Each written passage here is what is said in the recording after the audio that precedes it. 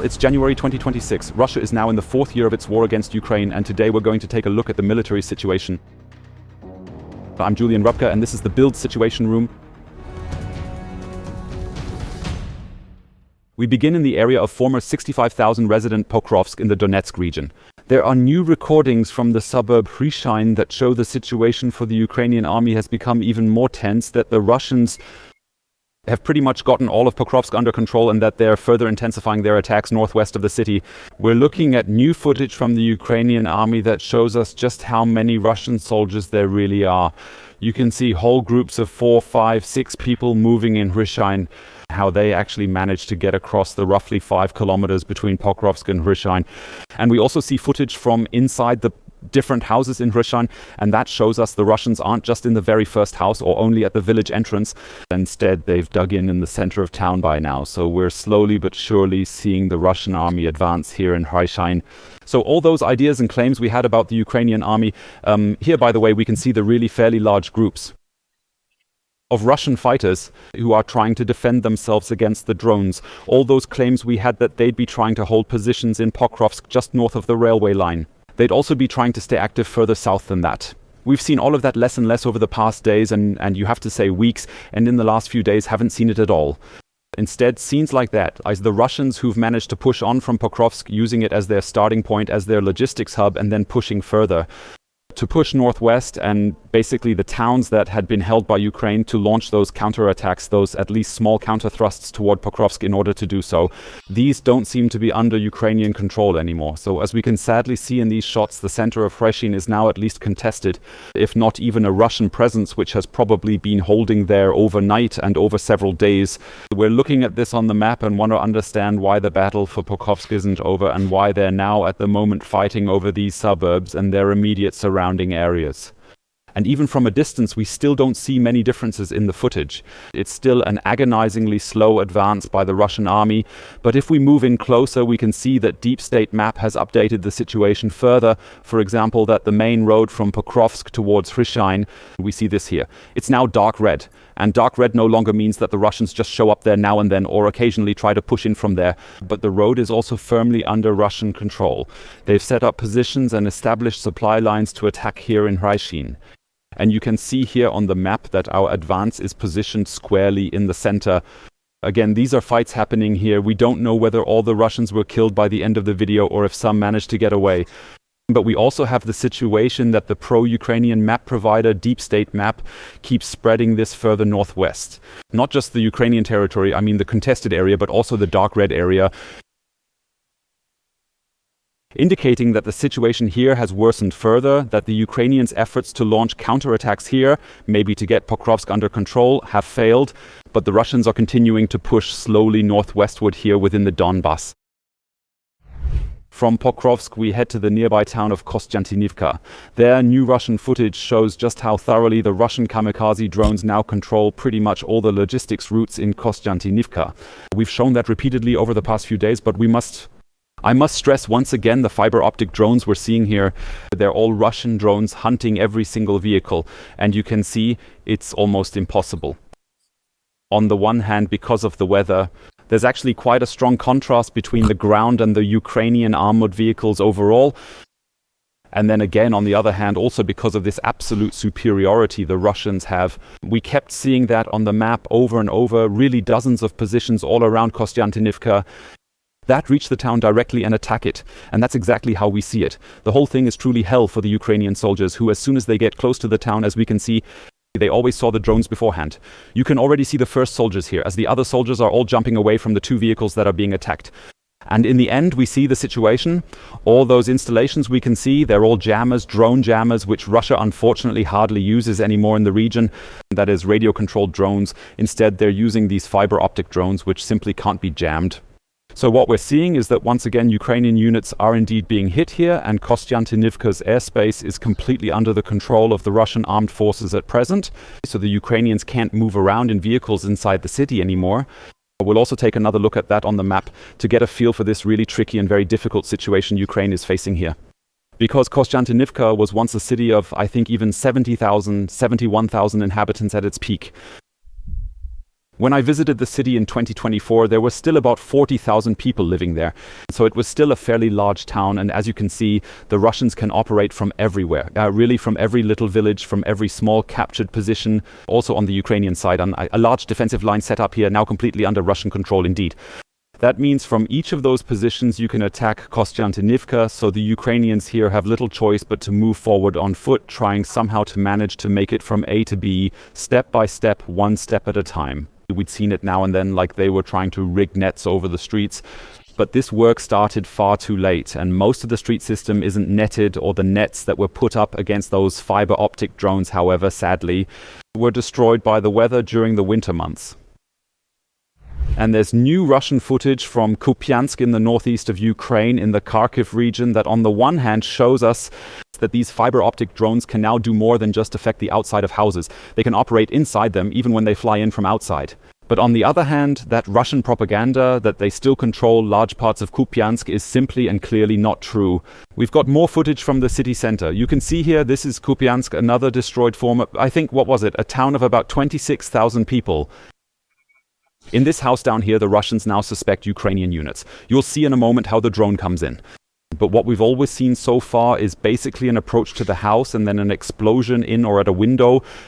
We don't see that here, so we'll just follow the drone flight and see that you pretty much fly into the house, and inside the apartment you can still look around more thoroughly for Ukrainian soldiers, basically search for enemy units and then act accordingly. So now we see the first room here where this drone flies in, probably what used to be a living room. And now it flies left around the corner toward the kitchen. Here you can see the kitchen unit, and it basically plunges past the hallway into the third room.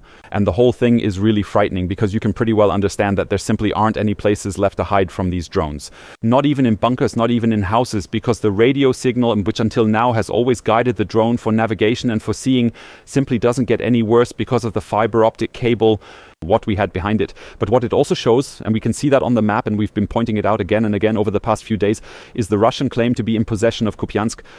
That's quite clearly moot when we see footage like that, because a large part of the city, as we just saw, is still held by Ukrainian forces. And that's the situation. So in Pokrovsk, we saw that whole red, dark red area. In Kupiansk, it's completely different. We still have three very small places where the Russians are definitely present, including in this. In the high-rise area down here in the south and near the hospital up north and south of the center by the main road heading east out of Kupiansk, which the Ukrainians absolutely had to hold so they can continue to keep supplying their units here on the east bank of the Oskil. All in all, though, we've seen extremely poor logistics from the Russians.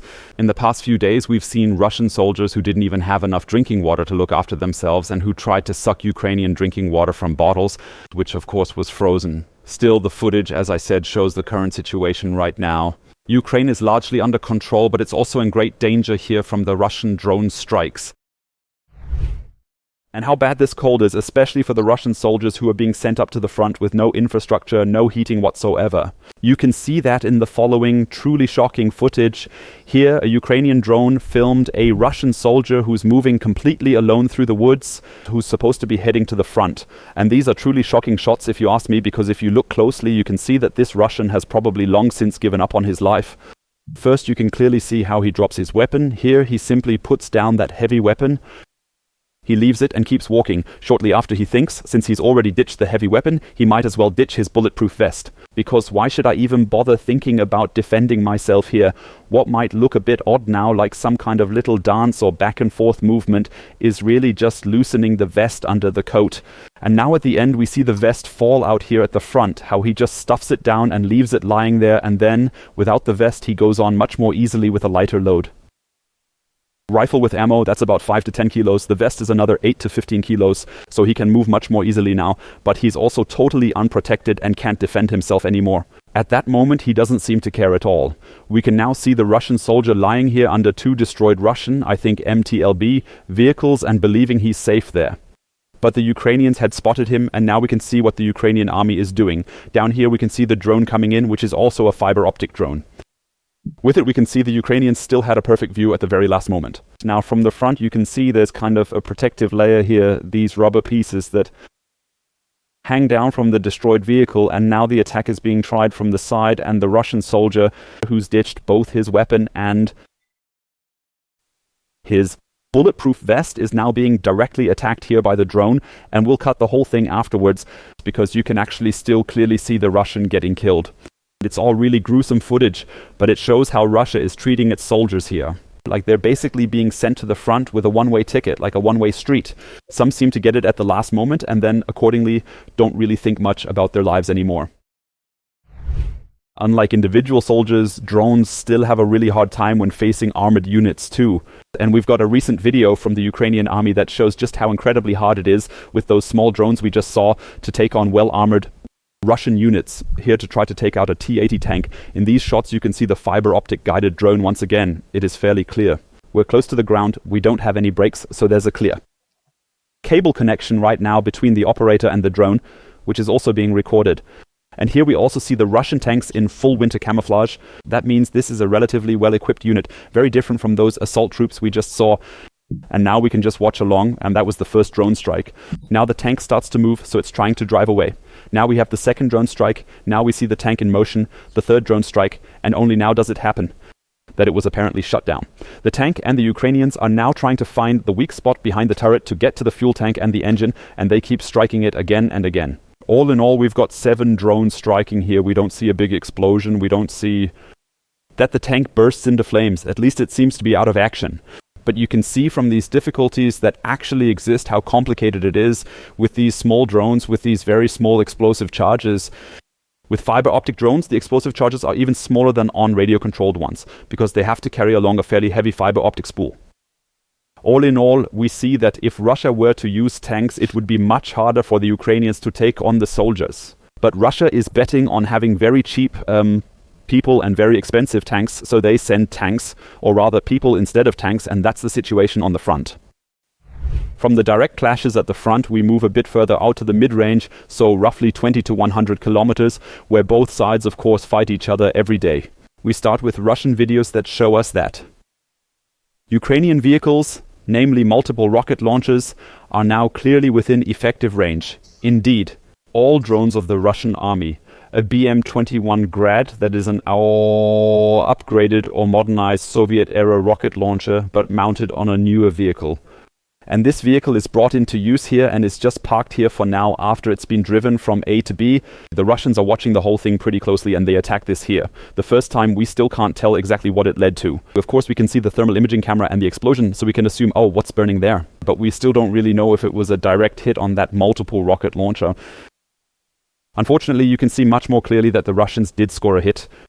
Here we see an RM-70, I think it was delivered from the Czech Republic to the Ukrainian army. That's another multiple rocket launcher. Now we see it in action here, a bit sped up, but still you can very clearly see the Ukrainians shelling the front from about 20 kilometers away. However, the Russians can see the whole thing very clearly. They're now tracking the vehicle, and like I said, this thermal camera doesn't just make it possible, of course, that to see the muzzle flash and stuff and to see the smoke, but we also see the vehicle moving very clearly indeed now too. And we can follow that in a second. Even this track has a different temperature than the snow around it. And that's why it's fairly easy for the Russians, even if the vehicle breaks down in the meantime. You can see it here, you can always spot it again because it's just brighter where he just drove. And accordingly, it's very easy for the Russians, unfortunately, to track the vehicle from where it was active to where the Ukrainians have stashed it in a wooded area. So the attack on that patch of woods where the tracks end, you can see it pretty clearly here. There's a small cut because one is surveillance camera footage and the other is footage from the moment the attack happens. That takes quite a bit. They even bring drones over that might be up in the air for about half an hour or so. Still, you can see it pretty clearly here. There's an explosion. It even looks like there were secondary explosions and then a fire afterward. All of this basically shows us there was probably a hit here that caused it. That the Ukrainian army, in this case, has basically lost 2 multiple rocket launchers. But of course, it's not just the Russians at mid-range, the Ukrainian army is too. And it's put a very special Russian rocket launcher squarely in its sights and destroyed it. And another rocket launcher, which clearly shows that North Korea is still active. And not just with soldiers, as we saw last year in the Kursk region, but also with heavy weapon systems in the Donetsk region. We can see here an M1991 rocket launcher from North Korea being attacked by the Ukrainians. That's a medium-range drone, as I just mentioned earlier. Apparently that's how the arrival is being perceived. Here we see a Buchanka bus driving off. We see some Russian soldiers pulling back, basically running away from the rocket launcher. but here it's set up, fully assembled and completely ready for the attack. The Ukrainians spotted it and it's being hit right this very moment. Here we see an image that shows what these rocket launchers look like. They're actually from North Korea, as I just said, built in 1991. It tells us from when this modernized variant was set up here. 240mm projectiles, which means extremely large rockets that can be fired from here. And we can now see the Ukrainians hit the thing at the last moment before it gets used. We can't say exactly how it all turned out. We don't see any further footage, basically from a recon drone's perspective. However, we can say for sure that North Korea is still supplying heavy weapons to Russia so they can be active inside Ukraine. This next video also shows a drone strike just about at medium range, roughly 200 kilometers, maybe even 250 kilometers that the drone flew. And it shows what we've been saying over the past few days. Ukraine has actually shattered the entire air defense of Crimea, the Crimea occupied since 2014. We saw that recently equipment worth 4 billion euros was destroyed, all within a single week, by the Ukrainian intelligence service using drones. Now we're seeing attacks on Crimea's air bases. We can also clearly see beforehand how the entire operation is being planned. And these attacks no longer target air defense systems for the simple reason that there aren't any left in that region. They were systematically destroyed in recent months. Instead, what we're seeing, I hope you can make out, is 2 Ukrainian soldiers preparing an FP2 drone. I think that's pretty hard to make out, but I'll try to show it. So here's one wing, here's the other wing, and in the middle, that will be blurred out. You don't want to show exactly what the drone looks like. Right, it's built, but the drone is towed along a runway, maybe on a road or something like that. It's just being prepared for takeoff, and in just a moment we'll very shortly see the approach to this Air Force base right here now for you. And what's interesting is, just a few months ago you'd have had defensive fire all over the place here. You'd have had missiles, ZSU-23 machine guns, etc. that would have been used to fight those drones. All of that's gone now. It's completely quiet here, and so the Ukrainians now have the chance to take the tower, to put the command center of this Russian airbase squarely in their sights and launch an attack on it. We can see the whole thing pretty well here. There seem to be some winds or some issues on the approach. Nonetheless, we can see it off to the side. These are the shelters. So these are the small bunkers where either fuel trucks or planes are parked. And here in the middle, you'll see it better in a second. It's actually a typical tower shape. So this is the control center for the whole airport. You can see it in the middle. I hope you can make it out here. The tower building sitting on top of the big building. And the drone that could strike right there, why? We simply have no air defenses left at all, really, seriously. In the end, we see it wasn't just one drone used. The first one basically hits. The second one's flying right behind it, filming the whole thing, so we can even assume the second one hit too. But it wasn't being watched anymore, so the Russians here on Crimea, at least in the northern part, are now completely defenseless. We're looking at the whole thing on the map, trying to figure out roughly how far this drone flew. And that's always a bit tricky to say, which is why I said it earlier. Just to be clear, I don't know whether it's still medium range or already long range, because theoretically, as we can see, it's about 200 kilometers from Jankoy to the first Ukrainian-held areas. So that means we're still in the medium range category. In practice, though, as we could clearly see on the approach, you probably don't fly directly over all of the occupied areas, but more likely comes from the Odessa or Mykolaiv area, and the approach is handled accordingly. So that gives us a flight distance of probably about 500 kilometers that was covered to hit this target. We showed yesterday that. The SBU destroyed those 4 billion in defense equipment down here in the south. Over the past months, we've had all these attacks on this region. That means, as we can see now, Ukraine has systematically cleared it out, systematically destroyed all of the Russians' air defenses there, and can now relatively unimpededly strike high-value targets like command centers and the like. Finally, let's take a look at 2 very different types of interceptor devices. Drone interceptors. A Russian device that's been showing up in videos more often over the past few days, so we assume that it's now actually widespread at the front. What we're seeing here is a pistol with an interceptor drone. That means we have 2 Russian soldiers who can shoot these interceptor drones directly at Ukrainian drones. We can see 2 in action now. I think the front one will use it soon. Right then we can see the flight here and up in the sky. I think you can already make it out quite well now. So here's the Russian interceptor drone, and here's the Ukrainian drone flying over there, and now we'll see the explosion.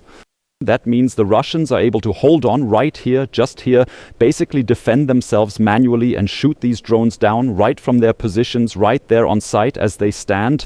Here we can see it a bit better. These are really modern drones, double X-wingers with 4 rotors in total. The one set up here that probably also uses some kind of onboard software system. It's pretty hard to control, so they're probably using some kind of software to steer one drone at the other and then accordingly strike it. Now we see the rotors come on, all four, the thing takes off, and now it's a bit harder to see, but I hope you can still make it out. There's no explosion now, but there's an impact, and you can see how one drone, now we see it here, I think here, I'll try it quickly. You need to focus on it a bit. How one drone rams the other, thereby indeed causing it to crash as a result. So they smash into each other and both go down completely. That means the Russians have effectively achieved their goal, and with this hand-launched counter-drone have neutralized a Ukrainian drone. And the technology we're looking at now hasn't been used in Ukraine yet, but it's currently being developed by an Estonian company as we speak at the moment. Specifically an interceptor missile, a short-range anti-drone missile, in this case against larger Shahed drones. And here we can now see a video that was released just yesterday by the company Frankenberg from Estonia. And here we see a successful test of an interceptor missile that's being used against drones. Are the target drones that are basically being prepared about the size of a Shahed or a Gerbera. So it's not quite as big as we sometimes see. Now you can see this drone being launched and flying up there in the sky right now. Next we can clearly see this small object on the tripod fire a Mark 1 anti-aircraft missile, visibly launching up into the air from it very clearly indeed right now. And what's special about these missiles is, first, they're only about an arm's length long. That means they're a lot smaller than other missiles. And second, they're also much cheaper than other missiles, which is why the company thinks mass production is possible and that they'd then be used in Ukraine. Let's take a look now at how the two come together, and the drone and the missile. And here we see it once at normal speed and then once again much, much slower still. I hope you can make it out now. Let's see if we can pause it. Right here we can see it. So the rocket at roughly 1,000 kilometers per hour, just below supersonic, hits the pricey 200 kilometers per hour drone. It only has a range of 2 kilometers, so you really can't operate with it indefinitely, honestly. However, it's basically possible to protect targets, potential infrastructure targets, directly with these small rocket launchers. Like I said, very cheaply. And now we'll see again how AI is being used, because the rocket has a proximity sensor. So it flies up close to the drone, corrects its course at the last second, and detonates no more than a meter away. Here we see it. It's coming in, and now look, it's changing course. Now we can clearly see it. At that moment, we clearly spotted it. It came from over here, then quite suddenly started circling here at over 1,000 kilometers per hour and struck the Russian drone. What's special about these small rockets is they cost, in quotes, about the same as a Russian-made Shahed drone, roughly just under 50,000 euros. That means you can use them to defend against these drones much more effectively than, for example, with Patriot missiles, which cost more like 2 to 3 million euros each. A range of 2 kilometers, and that means you can't just try to attack the Shaheds anywhere, since some of them fly up to 4 kilometers high. You actually have to anticipate them beforehand at power plants, gas stations, military bases or similar, what the Russians want to attack and whether you can then stop it there at the last moment. Not in use yet, but so they say. Among other things, they're keeping a close eye on the Ukrainian market in order to protect Ukraine there from Russian terror drone attacks.